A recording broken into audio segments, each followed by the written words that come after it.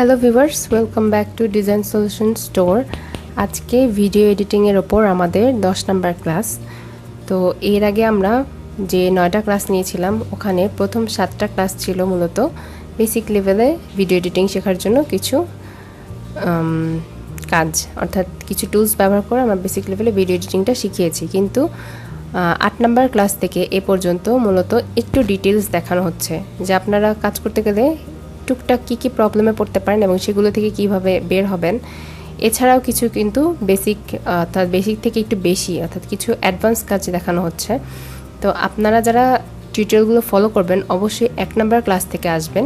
তা না হলে কিন্তু আপনারা যদি মাঝখান থেকে শুরু করেন, যদি ভাবেন যে যেহেতু আরেকটু অ্যাডভান্স দেখানো হচ্ছে তো ওখান থেকে হয়তো বা শুরু করেছি, আসলে কিন্তু তা না। আমি কিন্তু মূলত শুরু করেছি 1 নাম্বার ক্লাস থেকেই। ওখানে কিছু যেগুলো দেখানো হয়েছে সেগুলো কিন্তু পরের যে অ্যাডভান্স ক্লাস সেখানে দেখানো হয় নাই। তা আপনার কিন্তু কাজ শুরু করতে গেলে টিউটোরিয়াল যখন দেখতে বসবেন তখন কিন্তু অবশ্যই 1 নাম্বার ক্লাস থেকে দেখা শুরু করবেন, তাহলে আপনি পরের ডিটেলসগুলো যেগুলো দেখানো হয়েছে সেগুলো বুঝতে পারবেন। তো আমি আজকে যে জিনিসটা দেখাবো, তো এই দেখেন আমি প্রথমেই কয়েকটা ভিডিও এখান থেকে মিডিয়া প্যানেল থেকে আমি সোর্সে যে এডিট করে কিছু ভিডিওস অর্থাৎ ভিডিও ক্লিপ আমি এই টাইমলাইনে রেখে দিয়েছি। তো এবার আমি আপনাদেরকে অন করে দেখাই।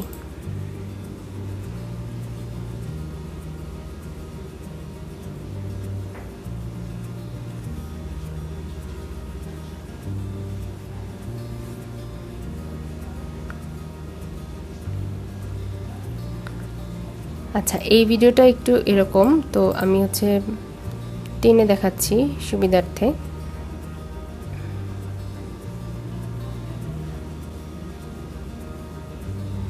এটা হচ্ছে সেকেন্ড ভিডিও ক্লিপ। তো এটা এরকমই। তো আসেন, এটা হচ্ছে 3 নাম্বারটা।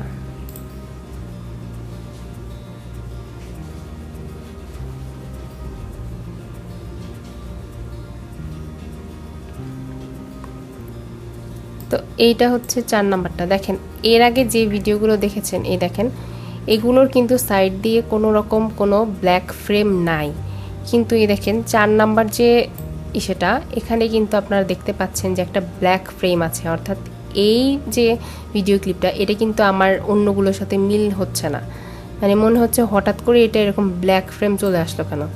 আবার এই যে লাস্টেরটা এটাও কিন্তু দেখেন হঠাৎ করে ব্ল্যাক ফ্রেম চলে আসছে। তো আমি এই জিনিসটা কিভাবে দূর করব ব্ল্যাক ফ্রেমটা? তো দেখেন কোন দুইটা ভিডিওতে এই যে ঘাসের উপর দাঁড়িয়ে আছে যে মেয়েটা, এটা আর এই যে দোলনাটা, এই দুটাতে কিন্তু ব্ল্যাক ফ্রেম আসে।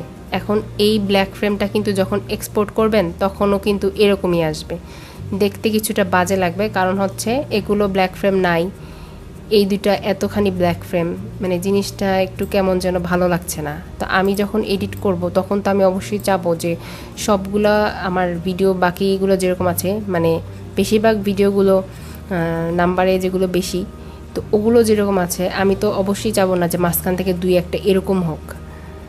তো আমি তখন কি করব, আমি এখান থেকে ডিলিট করে দিলাম। দেখেন এই জিনিসগুলো কোথায় আছে, দোলনাটা কোথায়, এই যে। তখন আপনি কি করবেন, দেখেন এটার উপর ক্লিক করে দেখেন এটা হচ্ছে প্রপার্টিসটা কিন্তু অন্যগুলোর থেকে ছোট। এটা হচ্ছে 1280 ইন্টু হচ্ছে 720, আর এগুলোর দেখেন প্রপার্টিস কেমন, এগুলোর কিন্তু বেশি, একদম এইচডি লেভেলের 1920। কোথায় হচ্ছে আমার 1280 আর কোথায় হচ্ছে 1920।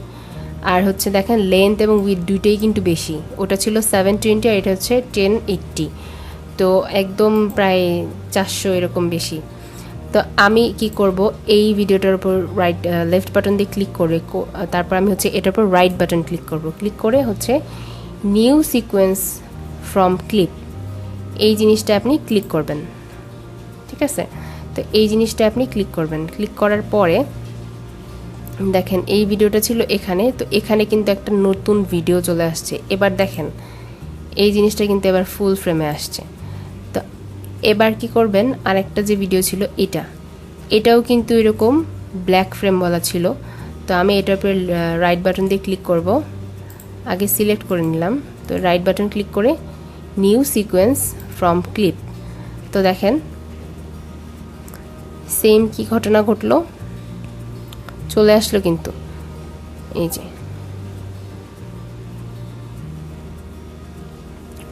এখন আপনি দেখবেন যে এগুলো হচ্ছে এখানে আছে একরকম, দেখেন এটা কিন্তু প্রিভিয়াস ছিল। এই যে এই কর্নারের চিহ্নগুলো দেখে বুঝবেন, দেখেন এই কর্নারের চিহ্নগুলো হচ্ছে, এটা হচ্ছে প্রিভিয়াস ফাইল যেটা ফ্রেমওয়ালা ছিল। তো এটা হচ্ছে এরকম। তা আপনি এখন কিভাবে বুঝবেন যে আমি যেটা হচ্ছে নিউ সিকোয়েন্স করলাম ওইটা কোথায়? ওইটার চিহ্নটা দেখেন একটু এই যে এরকম একটু হিজিবিজি, কিন্তু একটা বক্স। তো আমাদের আজকের ক্লাস এতটুকুই, দেখা হবে পরবর্তী ক্লাসে।